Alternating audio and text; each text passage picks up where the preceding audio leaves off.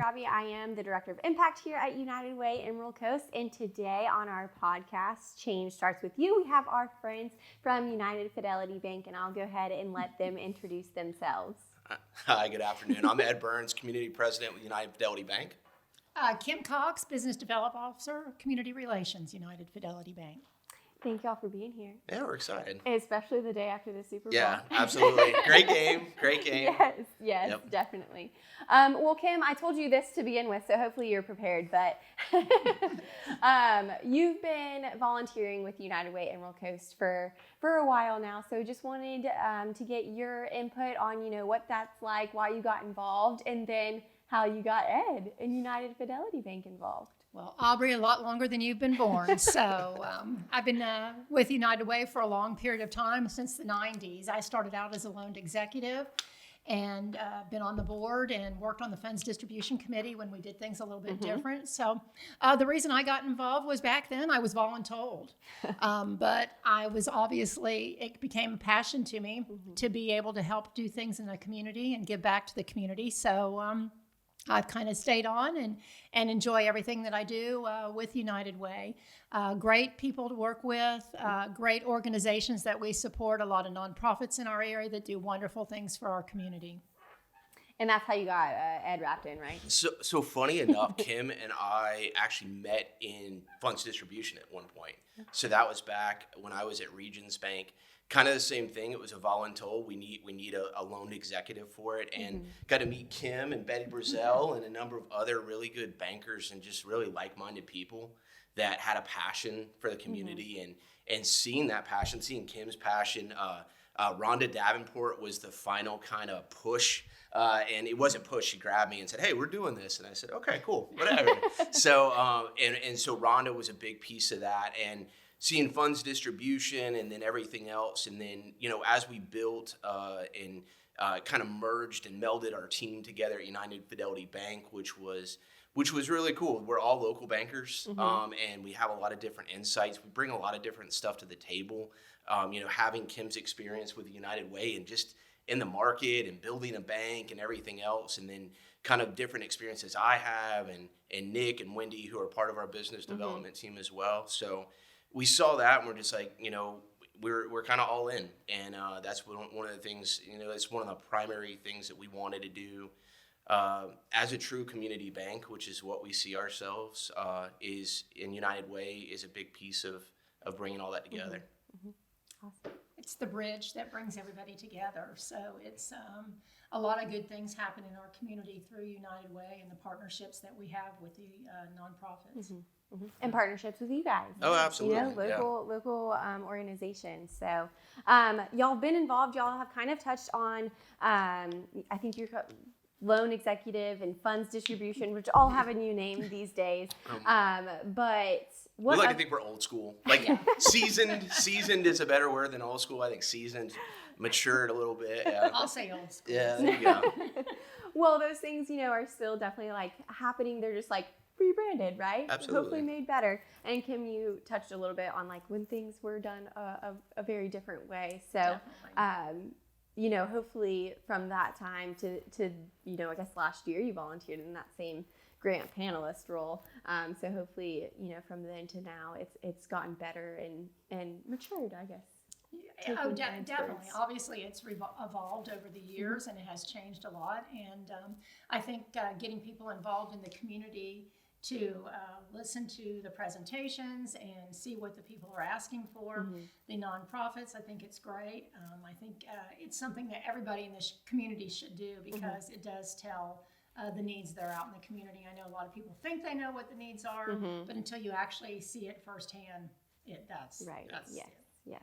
And for anybody who doesn't know what we're talking about, United Way hosts an annual community investment grant process. So vetted nonprofits are able to apply for grant funding, and they go through a process. They submit an application, and they're able to come in and give a presentation to our grant panelists. And those grant panelists are just community members who decided to volunteer their time to review those applications. And ultimately, they're the ones who make the funding recommendations to our board of directors. So thanks for y'all's part. And I know Nick and maybe we'll get Wendy roped in. Oh, yeah. No, yeah. She's ready and eager. And, that's the cool part is you get to see a lot more and you understand a lot more. So she's eager and ready. So we'll definitely have her as a part of the team as well. Yeah.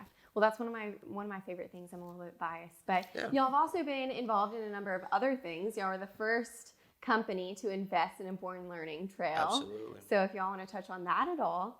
I guess I'll start into that. I mean, so that was one of those things where, we were looking, as a community bank, as I mentioned, United Fidelity Bank's been around since 1914. And so been around a really long time, and being ingrained in communities is kind of part of our DNA. Right. And actually everybody that works with us and for our team, it really is part of that as well. So as we're building our team and have built our team, we're looking for those people that want to be a part of the community. So, when this opportunity came up, we were like, it was a no-brainer. We were ready to jump on it. And really the only thing that was even a halfway of a second thought is if we could get Ferry Park. Because that was really important to us. If people haven't been to Ferry Park, it's such a neat little community park. It's so active. It's across from Elliott Point School. So you got a lot of kids, you got a lot of young families that are in that area. Right. You got, it's the whole spectrum. You got people playing tennis, and then soon I hear they're putting pickleball courts there. Oh, okay. Yeah. Spot. So nice walking trails. Great walking trail. The disc golf is, that park is literally busy all of the time. Right. And so, we were going to do it anyway, but we were like, if we can get Ferry Park, it's done. Like so being able to get that. And then my only reservation was, I was like, I have zero artistic ability, guys. I had super high anxiety about that. And they're like, no, we're going to get this taken care of. I think when we did ours, we were really lucky to be able to get the ladies from Off the Wall Murals, who have since become just uber busy and crazy busy, but their designs, their help, everything like that eliminated that anxiety part that I had, because I was like, I have zero artistic ability whatsoever. But our team did, and that was super cool for us.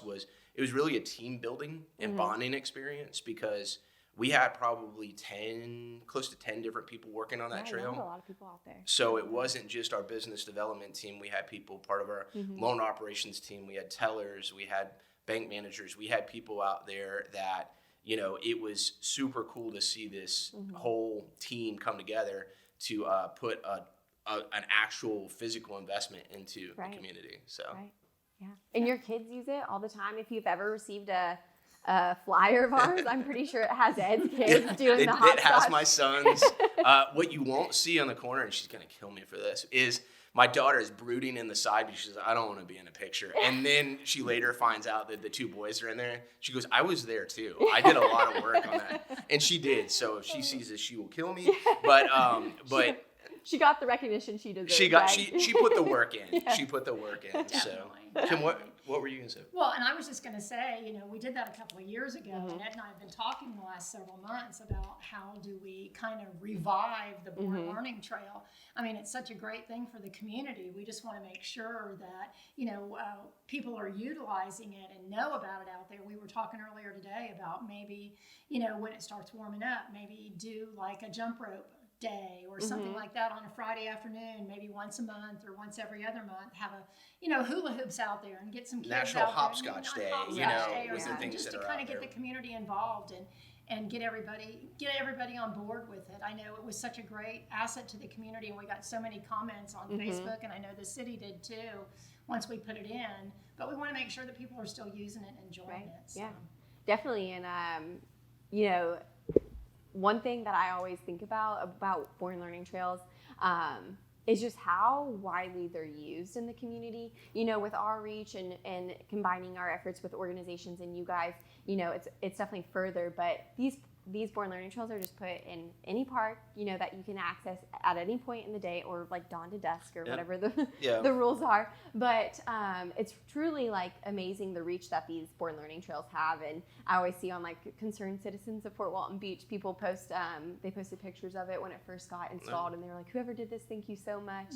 And I think, what's cool to me is how just in what 2 years has it been? It's been 2, yeah. 2 years, just how much use it's gotten out of it. And I think, to revitalize that, to go out and like to repaint it is to give it a little bit of Spruce it up. Spruce spruce it up. Yeah. Exactly. Will be well. Well, and we've had plans, and it's one of those things. Timing and the weather. Last year, it was hot. It was so hot. Last year was a really hot year, and It it was like, I remember even in September there were a couple days that were like well into the hundreds in September. Right. So we pushed also with our schedules. We pushed some of the things that we had planned for last year to do into this year. So March, April, May timeframe, what we're looking at and would love to do is, one, spruce it up, clean it up. The paint actually is really good. I drive by there. There is a piece, and I jokingly say this, that I painted that's horrible. And I know it's horrible. No, that's all the ones I did. But so if anybody sees it and they can tell me about it, and I'll take your criticism, but I know exactly where it's at. But it just goes to show you had volunteers doing it, and not all professionals. Yeah. But we were looking at doing some more permanent items to it, some real interactive things. So I know we talked about that, and we had those plans, and we're still going to do them. Cooler. Yeah, it's just either cooler or just not so blazing hot. Right. Yeah. But and we'd love to encompass some military themed things as well, because it is early learning, and what other better way to learn about your environment than what your local environment is? Right. I mean, Yeah, and how neat is that I was born and raised here. Kim's been here since Long time. Yeah, I mean 1979. Okay, but we forget so often. I mean, that you can look up in the air almost on a given day and see the airplane. Yeah, and definitely. So when you're in other places and people don't see that, or when you see it and you're just like, no, we see it every day. We get to see some of the neatest things. It is very, I try not to take it for granted, but we do live in a really cool place. I mean, between the beaches and the bases and the tourist industry and just everything that's here.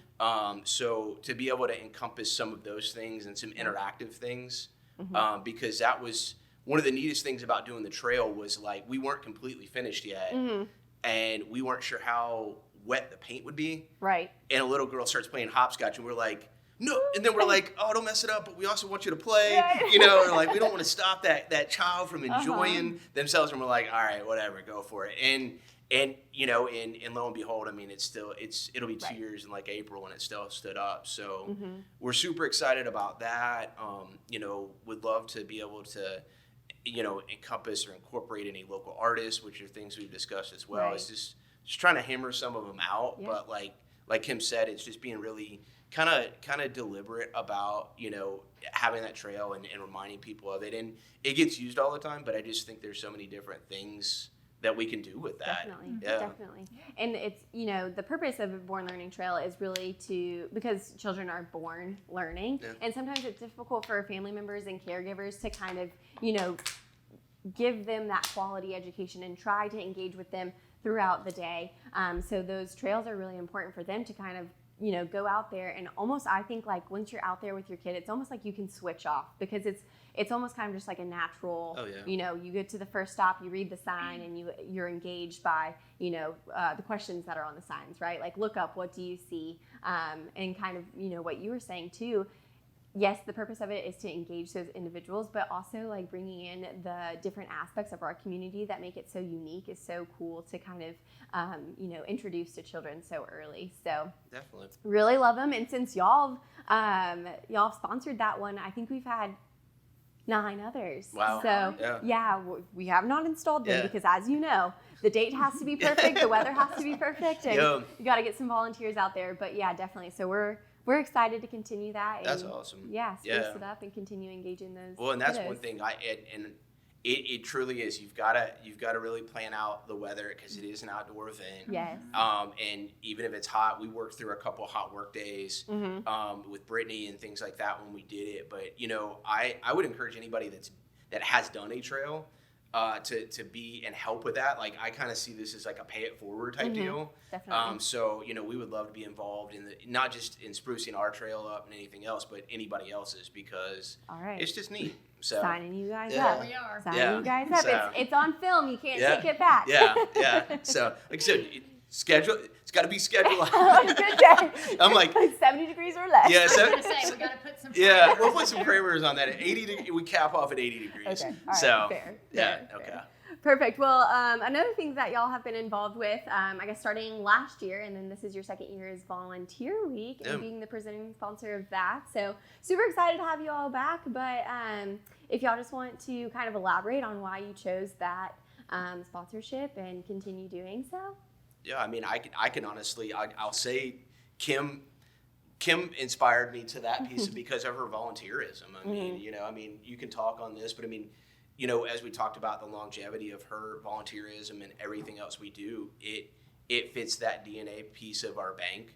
I mean, whether it be United Way, whether it be a lot of the United Way partner agencies, we are either involved in directly or indirectly, and it just speaks to our team and their want to give time, talent, and treasure. Right. And so, like I said, it really spanned a lot of what inspired me. That is, you've been doing this and involved with the United Way, and you still find time to not just volunteer on a board, but then also in the volunteer weeks and everything else. So. Well, I think it's a good team building for, businesses. I mean, I think it's a great Definitely. time for you to be able to get your team members out and to do something good for the community.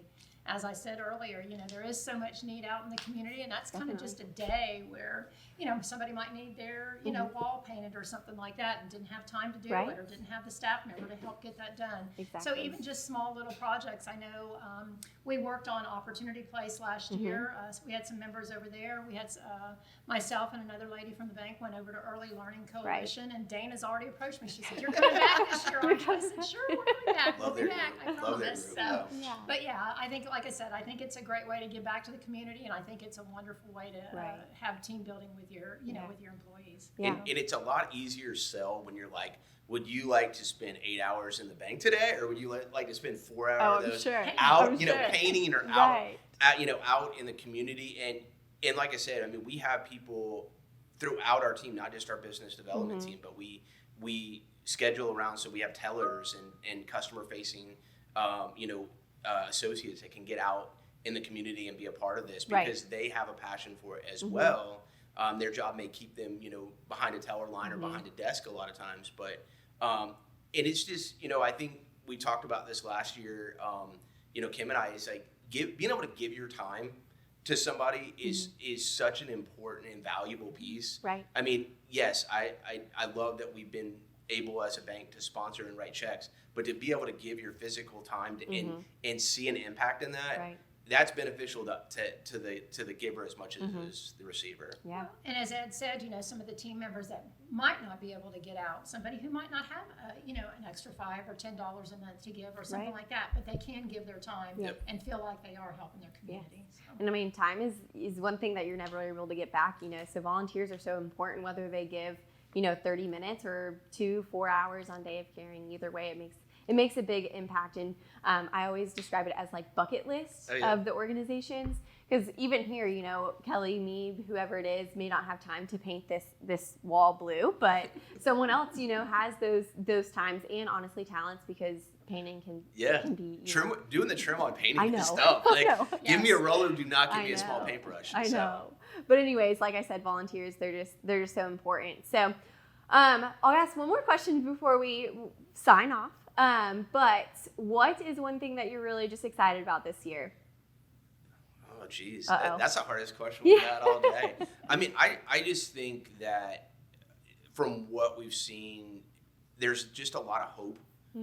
Even though it's kind of, we're in weird times, there's still some uneasiness with a lot of different things. I think from what we've seen, whether it be events, volunteers, especially around Christmas, like the needs were out there, and our community came together to meet all of these different needs, whether it be for presents, whether it be for things for kids, whether it be to support. And so I think there's a lot of hope. We have a lot of hope. We're super excited. I mean, this will be almost the 4th year that United Fidelity Bank has been in the market since they purchased First City. So it's just, to me, I see a lot of hope in the community. We have a lot of hope and we're excited about the year. We're just ready for some better weather. Right? Yeah. So Awesome. Well, we don't want it to be 100 degrees no, outside. yeah, and yeah. 100% We can complain either way, right? Yeah. We can, I was gonna say. cold and rainy or 100 degrees. I'm Right. gonna complain either way. Complain that it's cold outside and complain that it's hot. But I think, the thing about giving for Volunteer Day and Community Week is just, the news, most of the news is so negative. But when you see people out doing things in their community, I think it's a bright spot for a lot of people. And like we said earlier, you might not be able to give monetarily, but you can give of your time. And, Right. and that's also very important. So. Yeah. Well, we definitely have a great community. We're Definitely. happy to have y'all part of Yeah. it and such excited, great yeah. supporters of United Way. So thanks for coming out and being on a podcast. Yeah, no, this is super And- cool. It was. Yeah. Yeah, this wasn't crazy at all, right, Kim? Right? Yeah, there you go. All the stress wasn't worth it, right? Wasn't that bad. Awesome. Just normal conversation. Perfect. There you go. All right. Well, we'll see you next time. All right.